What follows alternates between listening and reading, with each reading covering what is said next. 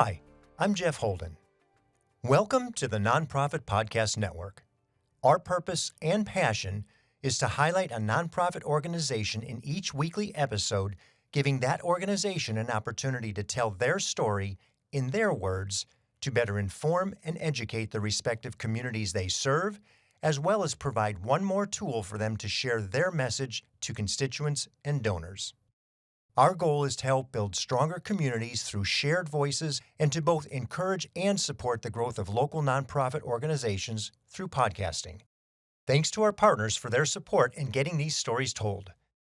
CapTrust, fiduciary advice for endowments and foundations, and Western Health Advantage, a full-service healthcare plan for individuals, employer groups, and families. I'm proud to welcome our newest partner to the program, CORE, Interim and Fractional Executive Leadership, Comprehensive Back Office Support Services. We work in it so you can work on it. Visit cxore.com. When most of us think about Goodwill, we picture the blue sign, a donation drop-off, and maybe a quick browse for a bargain if there's a retail store attached to the drop-off point. The brand has become synonymous with a place you take things to donate. Take it to Goodwill. It could mean any charity. It's kind of like, give me a Kleenex instead of a tissue, or put a Band-Aid on it when you really mean an adhesive bandage, right? In this episode, I wanted to get behind that familiar brand and talk about what really happens to all that stuff we bring to Goodwill and the impact it has on people's lives in the communities they serve. I'm joined by CEO Brian Wagner and Workforce Development Coordinator, Job Coach, Gabriel Noriega. Brian walks us through a $100 million regional operation, 34 stores, 4 outlets, 17 donation centers, and 1,700 employees, funded 99% by sales of donated goods, all built around one mission: helping people overcome barriers to employment. Gabriel shares his own story of coming in as a visually impaired job seeker and now coaching others through resumes, interviews, skills training, and on-the-job experience. If you've ever said, "I'll just take it to Goodwill," and wondered what happens next, or how those donations translate into more than 5,000 people a year getting support, this conversation will give you a very different way to see that blue logo on the corner. Brian Wagner, Gabriel Noriega, welcome to the Nonprofit Podcast Network. Thank you for having us, Jeff. It's a Thank pleasure you. to be here. Thank you for having us. Good to be here. Good to meet you. Goodwill is not an unfamiliar organization for a variety of reasons, one of them being it's 120 years old. But it's a little bit different in Sacramento, even though it's a legacy institution and has all that branding. How long has it been in Sacramento? Sure. Goodwill has been in Sacramento since 1937. That's 88 years. Well, close Believe it to or that not. 120, right? Yeah. Quite a long time. Yes. And Brian, what have you seen in those 88 years? Well, that's half my age. I'm 44. So Tell us a little bit about the organization as it exists today. Sure. So, as mentioned, we've been around since 1937. We cover a large territory. We go from Redding down to Elk Grove, and then from Davis all the way to Reno and Carson City. We have about 1,700 employees. We have 34 stores, 4 outlets, and 17 donation centers. And it's all tied to our mission, which is to help people overcome barriers to gaining employment. You are a logistics company in some way, shape, or form. That's a retail location with 34 stores is a big operation. Yes. Plus. Yep. How does it all function? How do you manage all that? It's difficult. But to tell you the truth, I have such a great team that helps manage the day-to-day operations. I mean, not only do we have retail, but we have the donation collection centers, we have a transportation department, we have a maintenance department, and then we have the support departments that handles all of the HR, the IT, and the accounting. So it's quite the operation. It's a large operation, and there's a lot of people that are working hard each and every day. We're open 7 days a week with the exception of a few holidays. So it's a very busy operation. would you compare yourself? I mean, most people see Goodwill as the retail side of things because that's, the consumer facing part. So you are this massive retail operation, relatively speaking, with a whole nother purpose behind it. It's not just as a retail operation, you could be a successful entity as a thrift store reseller, but you're much more than that. And I think what we see is, you're like the Kleenex of drop off stuff. Take it to Goodwill. Well, yeah, okay. There you go. You take it to Goodwill. We don't really know what happens behind that, or Band-Aid, it's Goodwill. Tell us a little bit about what the mission is behind all those drop-off locations and those retail locations. Absolutely. So, at Goodwill, our mission services are all about helping people build long term success. It's not just getting a job, but it's keeping it and growing from there. Mhm, So, there's four core areas that we focus on. Number one being vocational services. That's everything from skills assessments to training, to job placement and career counseling. We help people identify their strengths, build the skills necessary that employers are looking for to in order for them to find meaningful work. Second, we have advocacy and referral services. So, we partner with various community organizations. So if you came to us and said, "Hey, I'm homeless," or "I need education support or legal support," we partner with community organizations that would be able to help you find that support that you need, which would address the barrier that you're facing. mhm. Third, we have work experience. We offer job training, on the job training, internships, and apprenticeships with the idea of you getting a chance to work side by side with folks who have been in the business for quite some time. And, if you're a good fit within retail or our donation center, we're going to find you a spot. If you're not a good fit for retail, we don't just leave you hanging. Mhm. We partner with other for-profit employers and nonprofit community partners, with the idea of finding a job where you would be a good fit and eventually become successful. So not only within your own infrastructure do you have the ability to bring people into employment, but you also help them find m employment in any way, shape, or form if it doesn't fit your infrastructure somewhere else. Yes. And I understand you also have a resume service and a job, interview process and We do, yeah. So like part of our job readiness training is we help people build resumes. We help them with their interview skills. We offer digital literacy, financial literacy. What's very cool about our corporate office is we have a lot of computers downstairs. So you don't have to be a client of ours. You can just drop in and say, "Hey, Gabriel, I need help writing a resume." And somebody from our mission services team will be available to help you write that resume. Or, having nothing to do with the organization, just right. looking for help. Yep. Absolutely. And it's all about serving our community and helping people become successful and achieve their dreams. I'm sure that's something many people did not know existed. They do not. A Yes. lot of people do not know that. They just, they think Goodwill is just a retail entity and the buck stops there. Yeah. But it's not. I mean, we have this whole mission services component, and that's what makes us great is all of the programs and services that we're offering. And it's wonderful just to be able to get a chance to talk about that. Yeah. I'm gonna look over at Gabriel now for a second to ask him what his process was. Gabriel, what was it? What was your relationship with Goodwill? Because you were in college, you graduated from American River College, was it? Yes, I did both Sac City and Los Rios. I didn't graduate. I just took a lot of courses there, but Okay. couldn't pass stats. So Ah, good yeah, enough. yeah. But what brought you to Goodwill? How did you end up there? Well, honestly, my Department of Rehabilitation counselor, I was took a lot of classes, but I needed assistance finding a job. Being visual impairment, having a barrier disability, it was difficult getting my foot in the door. So she told me like, "Hey, well, I could refer you, send an authorization over to Goodwill, and they will help you out." You know, in the beginning, I was like, Goodwill, the retail store. I want to work in an office setting, or It's like, no, no, no. I don't wanna be at a collection Yeah, service. Yeah. no, so okay, so she sent me over an authorization, and I got a job coach. I was paired with a job coach, um, and they helped me, build a resume, mock interviews, cover letters, how to follow up to check the status of my application. All those skills that I didn't have before.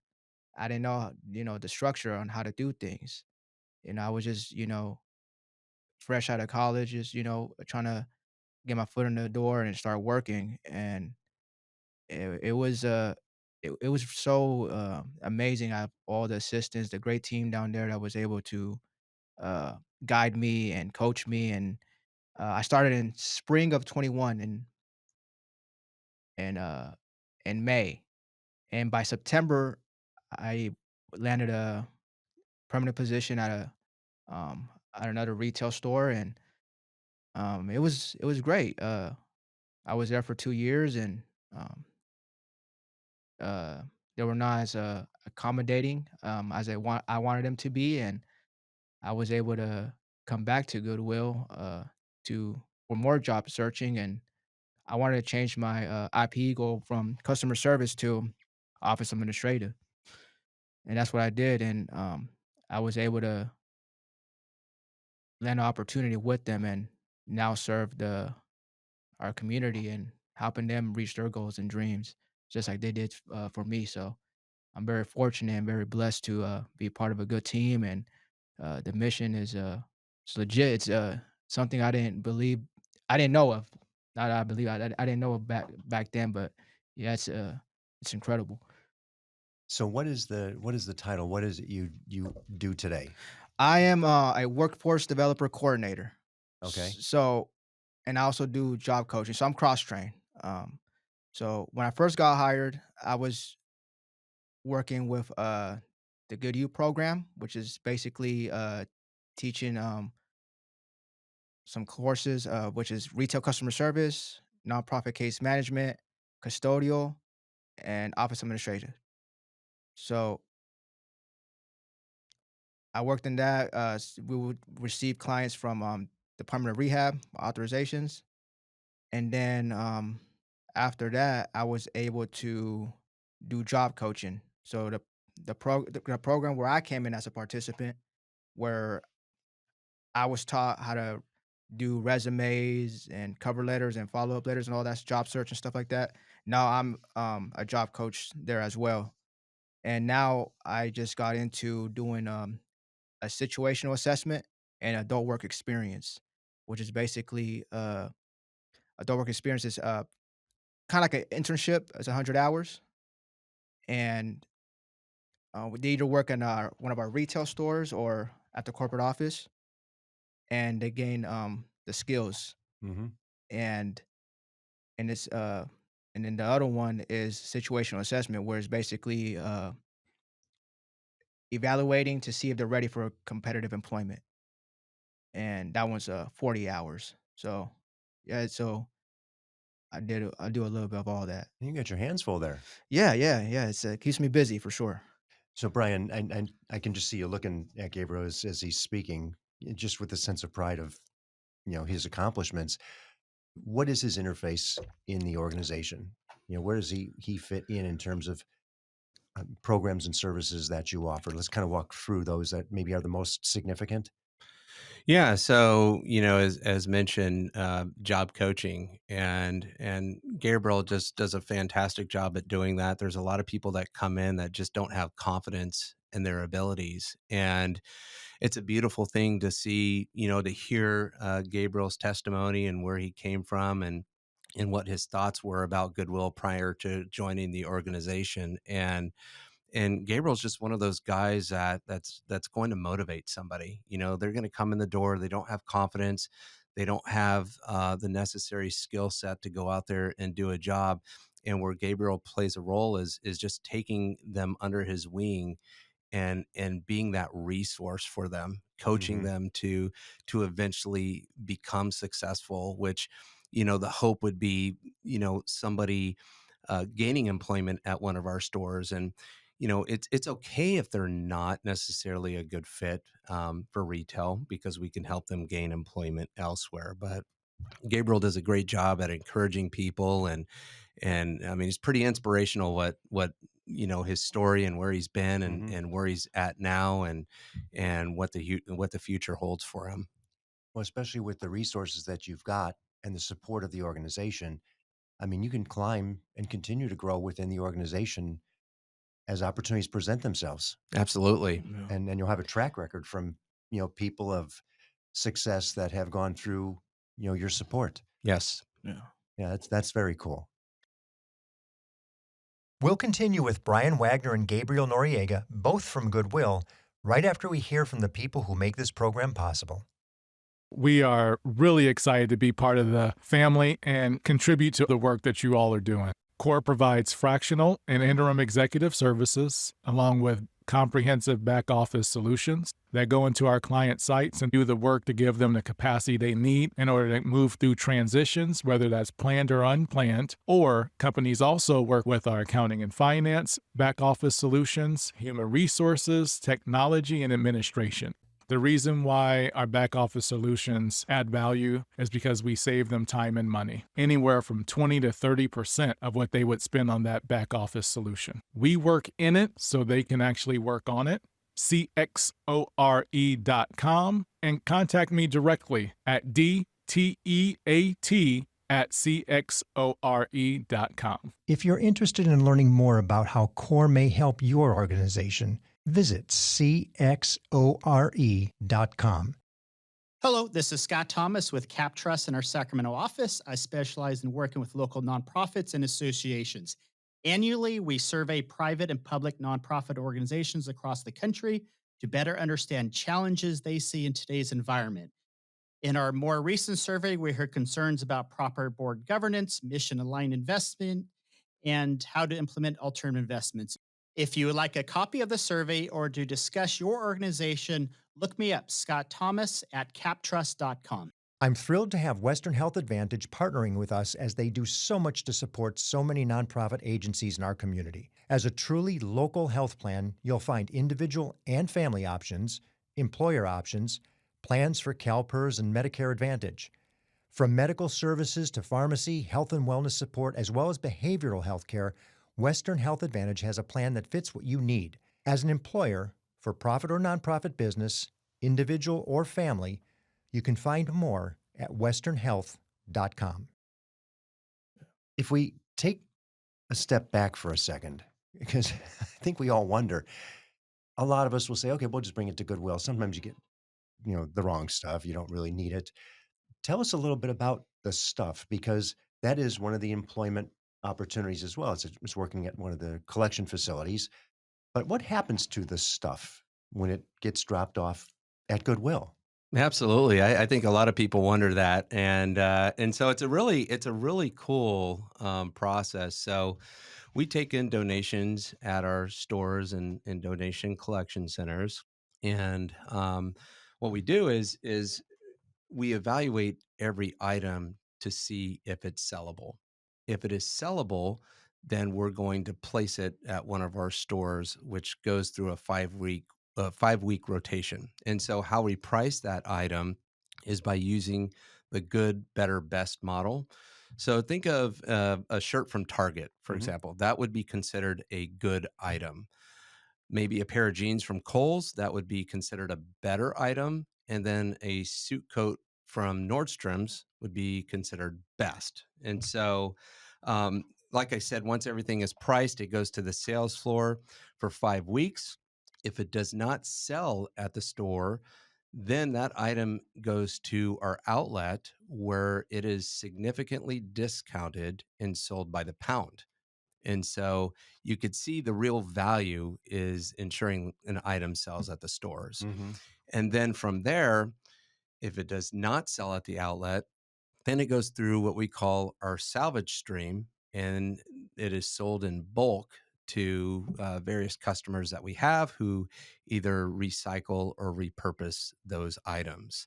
Um, One of the things that I do want to mention is, and that people don't really know, is that we are deeply committed to environmental sustainability. So what what people don't know is that every single year, Goodwills collectively keep millions of pounds of product from going into the landfills, which is really cool when Yeah. you talk about environmental sustainability. And so the idea, going back to the idea of, everything selling at our stores, if if we are able to sell most of our product through our stores, what that means, that's more money being poured into our mission, which is very important to And us. you said millions of pounds being prevented from landfill. Did I see 61 million pounds is a yearly intake? It's around that number. Oh Yep. my goodness. It's quite a bit. That's that's a lot of stuff, that Yes. that comes through. Yes. You have a lot of tentacles into the community, and I think we touched on a few with how Gabriel is interfacing. Tell us, who are some of those collaborative partners? Sure. Department of Rehabilitation being one of them, obviously, right? Right. Right. And yeah, so we're fortunate to partner with great organizations, several great organizations across our region, that share our mission of helping people find meaningful work. And one of our key partners is the California Department of Rehabilitation. And so they refer individuals to us, and we provide job readiness training, things like resume writing, interview skills, and digital literacy, along with hands on work experience and job placement support. We also partner with the Sacramento agency. I'm sorry, Sacramento Employment and Training Agency to serve youth ages between 18 and 24, people that have barriers to education and employment. And through that partnership, we provide case management, job placement services, job readiness training as well. How about organizations that you reach out to or outreach for opportunities? Is that, does that occur from you in or from them to you? And I'm thinking just other nonprofits and or retailers. I'm imagining it's a broad swath of people that you interface with because you've got all these people coming out of your programs. What are there any that you can mention here? Yeah, so we have a variety of nonprofit partners that we partner with. One that comes to mind is Golden Sierra. Yep. I remember when I was the CFO, we partnered with Golden Sierra, and they had a candidate who had accounting experience, and we brought her on to our department and trained her in the field of accounts payable and accounts receivable. And she ended up being very successful with our organization and moved on to actually run her own bookkeeping business. So we have a variety of nonprofit partners that we partner with, and in how we source them, either they reach out to us through our website, or we go to them. We have a director of mission services that's out and about in the community that makes partnerships with other organizations. Based on how much I've seen you, I would have assumed that was you. Yeah, no, I'm trying to be out and about more often. It's kind of interesting. Being in CFO land, you're in the office a lot more, crunching the numbers. But now in CEO land, it's all about making partnerships in the community, and with the idea of doing big things. Yeah, and I'd like to stress for those who are listening too, if you are a nonprofit and you have an interest in some of these services, to take advantage of them, because some organizations can't do that. They just don't have the ability or the depth to do it. Whereas you have it as a provision. It's a service. It's a pro bono free service for somebody to take advantage of these assets, which is really wonderful to hear. Absolutely. Let's talk a little bit about funding. You were CFO for 7 years. There were a couple bumpy years in there. Uh, it seems as if the organization is now not only on track but really excelling. So, what was it? What's changed? What are you doing differently that maybe you weren't doing 4, 5, 6 years ago? Yeah. So, being in the seat of a CFO, I feel like I was very fortunate. It gives you the ability to see where the challenges are and the changes that need to be made in order to turn an organization around. So one of the things that we realized is that we were selling the wrong product in our stores. We were selling a lot of new goods, and when people come to Goodwill, they don't necessarily shop for new goods, right? They're thrifting. They're going for that treasure hunt. They're searching for value. Mhm. That's what they want. But just to give you an example, we were selling dog toys at our stores, and could you imagine New going dog to toys? new dog toys? I love dogs. Don't get me wrong, but we leave that to the pet stores. They're really good at selling dog toys, and so one of the strategies was to get back to our core competency, which is selling donated goods. Mhm. That's what we're in business for. You bring your donations to us, we sell the donated goods, and then those sales go directly to support our mission. Another thing that was part of this turnaround strategy is we noticed that our prices were too high, and we had raised our prices last year and didn't really have much data to support those price increases, and so um, we looked at our prices, we used the data that we have, and then we introduced some new lower price points, which have proved to be very successful. Our customers are happier now, our transaction counts have gone up, items sold have gone up. It's truly amazing to see what has happened just by making those two shifts in our operation. And I do want to point out that, I want to be clear that none of this happened because of me alone. I want to thank our teams. That I have a really really good team, and they work very hard, and all of them have played a monumental role in turning the organization around. Tell me about the actual funding, because I think from the consumer Yeah, standpoint, we're looking going, okay, the retail stores fund everything, right. but that's probably not the case. So, well, 99% of our funding comes from sales from donated goods. Oh, that's awesome. And the other 1% comes from grants and professional fees, which is derived from the Department of Rehabilitation. Mhm. And then we have unrestricted cash donations as well, more along the lines of roundup at our registers. And so, what we're really trying to push in the upcoming year is we're training our cashiers to have a conversation with the customers as they're checking them out, right? And to really share with the customers what it is that Goodwill is doing. This is our mission. Here's our stated purpose, and trying to help the customer understand that their purchase isn't just going to this for-profit organization. It's going to Goodwill that has a mission component, and here are the services that we are out there performing because of that purchase and donation that is being made. So retail funds 99%. That's an envious position, I will tell you, for many nonprofits, because you're not reliant on federal grants, state grants, that grant cycle that gets so tough, Yeah, especially today with the uncertainty of everything that's going on. And you mentioned the unrestricted funds coming from the roundup at right, the registers, which is all self-inflicted, it's self-generated, which is another asset because you don't have to totally rely. And then you do get donations as well because people who like the mission are willing to, to support it. right. What's the total budget that you work with? So our total budget that we work with is about $100 million. Okay. So you are a big organization by Yes, any means. You're a big business we are. by any means. What do you see looking forward short term?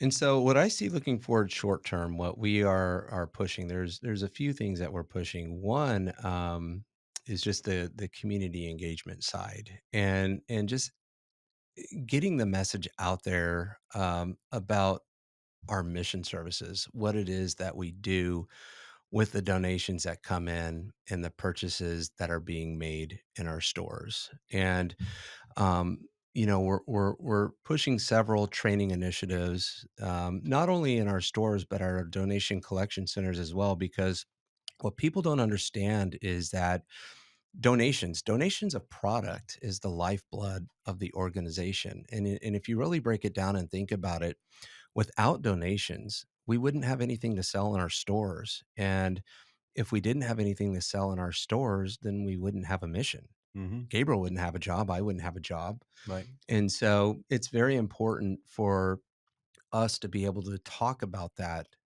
out in the community. We're also wanting to expand our footprint, our retail footprint within the territory that we operate in. There are for-profit thrift operators that are out there that are competing for our business. They're competing for our donations, and we are going to be very aggressive when it comes to real estate because the one thing that we have over them, our advantage, is our mission. They don't. Hmm. They don't have a mission. Who are they? Who are they? You know, they Well, may there's just a donate. for-profit business. Right. I mean, they may give a portion of their profits, but we're actually changing lives. We're transforming lives Hmm. through our workforce development services that we're offering. And so I feel like we have a competitive advantage from that standpoint. So those are the two big things for us that we're pushing next year Well, and you in the certainly, next 3 years. oh, and you certainly have a branding advantage. Absolutely. Who doesn't know the name? Right. Yeah. Everybody knows the name. Right. If we look at the way things are today, and somebody comes in and says, Brian, I heard your story with Gabriel, and I really like it. If you can give me a good enough reason, I'm going to give you a blank check to do something with the organization. What would it look like? What would you do? And I'm talking more, our region, Sacramento, not Goodwill holistically, but just in the Sacramento region. What would that look like if you just got this unlimited funding? Unlimited funding. Wow. Boy, that would be great, you know? Yeah, no, if money were no object, I would love to build a workforce development innovation hub.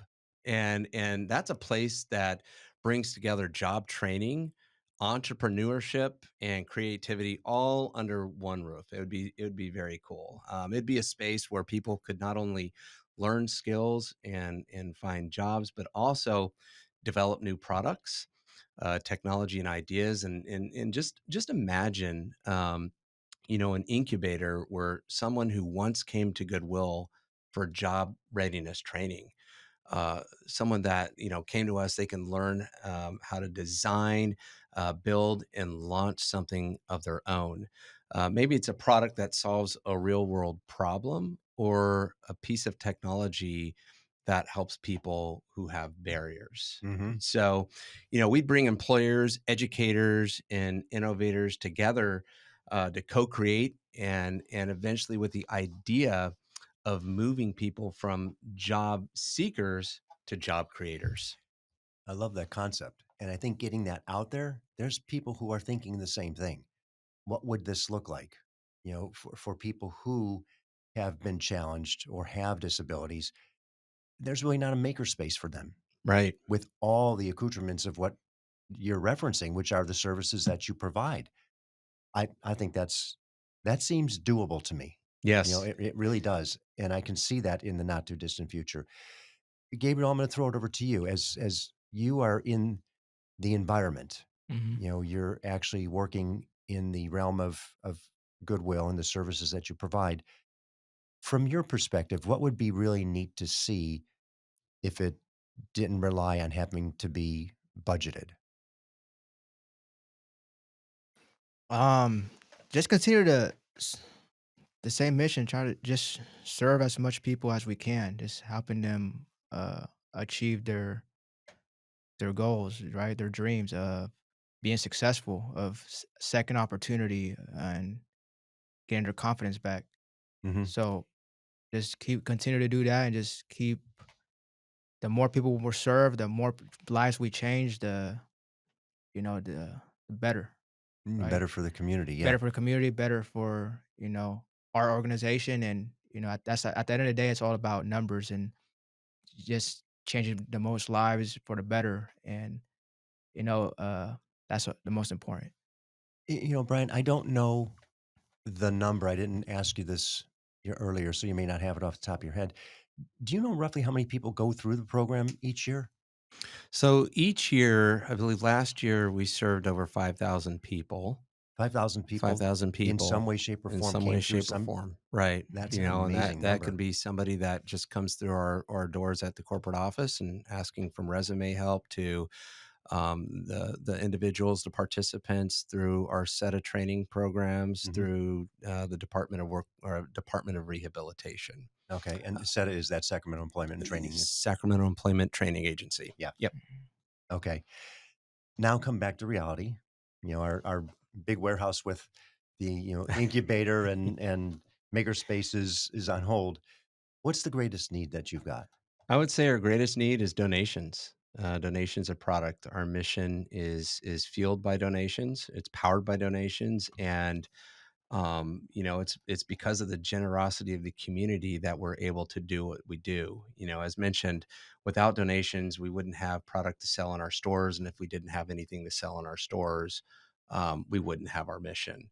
Also, what we're always looking for are partnerships, expand our partnerships within the communities. So the people that we serve, when it comes to placing them in jobs, we can place them at an organization where we would know they would be a hit. Assuming that they wouldn't be successful at our one of our retail stores. Hmm. And so donations and partnerships are always something that we're trying to expand. Yeah, and again, I'll reiterate that donations. We're not looking for monetary donations, although yes, if they came in, that's fine.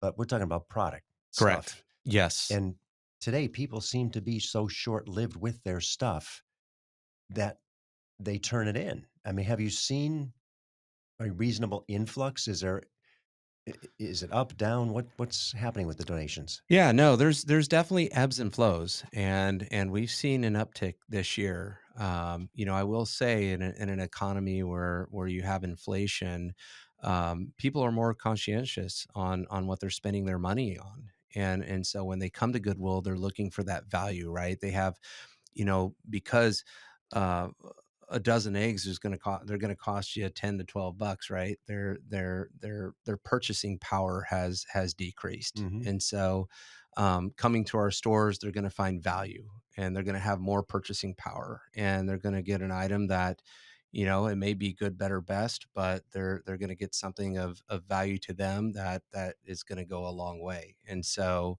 on the donation side, we've seen an uptick in donations this year, and we want to continue to see that uptick in future years as well. Does part of your plan involve more retail locations in outlying areas or in denser populated city areas? It's a combination of both, Okay. denser and outlier areas. If a location, if we identify a location that doesn't make sense to put a retail operation in, we would consider putting a donation center at Hmm. that location. What we really look for is locations and specifically targeted zip codes where there may be higher quality items, Hmm. and because those items are we can get better pricing at our stores for those items. And so we try to be very strategic on where we place those donation centers, because we want, with the idea of capturing as many donations as possible. Sure. And high traffic areas and High traffic, visibility and visibility, all of it. yeah. Right. And are those leased locations typically? Lease locations, correct. Okay. Yep, we lease most of our locations. We own about 17 locations, and those properties were all purchased some years ago, 10 plus years Okay. ago. So now I'm going to ask you something. We're going to completely shift from the organization to you personally. This is a big job, $100 million business. You're a young guy, and and you look younger than you really are. Really? Yes, yes, you do. Thank you. Uh, I'll write the check to you later. coming from an older man, right? Uh, but as you look at the responsibility that you've got, you carry it. It just is. It's endemic in people who are passionate about their business. It can be a 24/7 thing. And it's hard for you to get away from it. You drive by a corner, there's one of your stores. You can't miss it. It's either a drop-off location or a retail location. What do you do to relax? How do you get out of the mindset of, oh boy, I've got to make sure Gabriel's doing his thing? Well, it's because of folks like Gabriel that I'm able to have some kind of relaxation in my life. That's a great question, and honestly, it is hard to relax being in the CEO role, especially in your first year, Mhm. right? And you're in this turnaround phase, and it is 24/7, and you want to make sure that this organization survives and is in business for the long term. But ultimately, what keeps me grounded is my faith and my family. I'm a follower of Jesus Christ, and it's because of him that I'm able to do what I do, and he keeps me grounded, especially in those days that are very, very long, which happen often.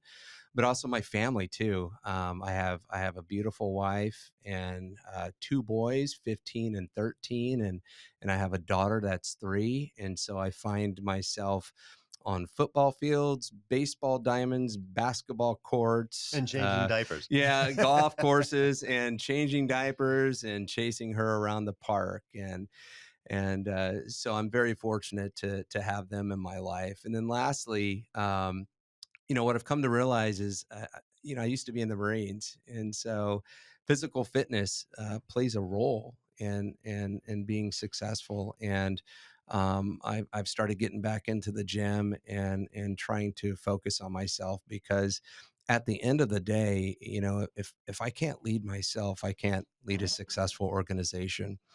And so I have to be able to lead myself and get back into it so I can be, mentally sharp and Yeah. physically in shape. The oxygen mask is taken Amen. first by the adult, Right. which is so important. Absolutely. And your mission and service and operation are similar to, a Salvation Army, faith-based, Volunteers of America, faith-based, these big, iconic organizations, which I'm really pleased to hear, because I just think it's something that people need more of, in their lives, in the country, in our operation, in our organizations, all the way around. Gabriel, how about you? What's fun for you? What do you do? For me, it's just working out. Yeah, I'm Okay, a gym rat. I like to work out and just chill. Trying new places to eat, cooking. That's pretty much it. good, Yeah, so good. that's Well, how I relax. Yeah. I wish I could try new places to eat. yeah, right. The only thing my wife feeds me is salads nowadays. So yeah. How about closing thoughts? Anything you want to leave the audience with?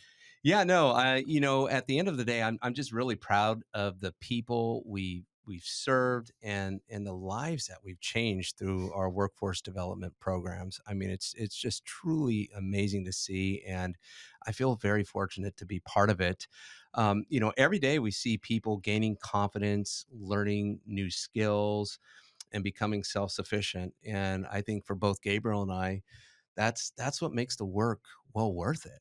And so I just want people to also remember that Goodwill isn't just some retail store and the buck stops there. We have this mission services side of us, and we provide vocational services, advocacy and referral services, work experience services, and then other indirect services such as transportation, technology, and those kind of things. So I want people to know that um, we're out there doing great things. We're Mhm. transforming lives through the power of work, and it's a beautiful thing. So, and lastly, I just want to thank our community. I want to thank our donors, shoppers, employees, and partners for believing in what we do. And none of this happens without them. Yeah. And together we're giving people second chances, strengthening families, and building a stronger region through the power of work. Gabriel, anything on your end? Yeah, I just want to let everybody know that if you need any assistance with job coaching, building resumes, cover letters, mock interviews, come see us. If you want to upscale and learn a trade like retail customer service or janitorial, we got you covered. Um, all those skills that we provide, and just come see us. We're open Monday through Friday, 8 to 4, and we're here to serve the public and help you reach your goals and dreams. Well, there's your call to action. There it he is. just laid it all out in the close. Yeah. Love it. Gabriel's the closer. Very, very good. Well, gentlemen, thank you for helping us better understand what happens with all that stuff that people drop off in realizing that it's not just a retail operation, that there really is a mission behind it, and it's serving an incredible amount of people. I mean, 5,000 people a year is incredible. That's a huge, huge number. Congratulations on the work that you do, Gabriel. Congratulations on the role and the skill that you're providing for the people who are coming through the organization. And thanks for you and your team for what you're providing the community. We appreciate it. Thank you. Thank you. Appreciate it. Thank you for listening to the Nonprofit Podcast Network. I hope you enjoyed the episode. If what you heard moved you, please reach out to that organization and do what you can to help. If you like and appreciate what we're doing to support local nonprofits, please give us a positive review, subscribe, and share. If you're a nonprofit with an interest in participating in an episode, you can reach me at jeff@hearmenowstudio.com. Once again, we're grateful for the businesses who have made this program possible. CapTrust, fiduciary advice for endowments and foundations. You can find them in Sacramento, Roseville, and Folsom, captrust.com. And Western Health Advantage, a full-service healthcare plan for individuals, employer groups, and families, westernhealth.com.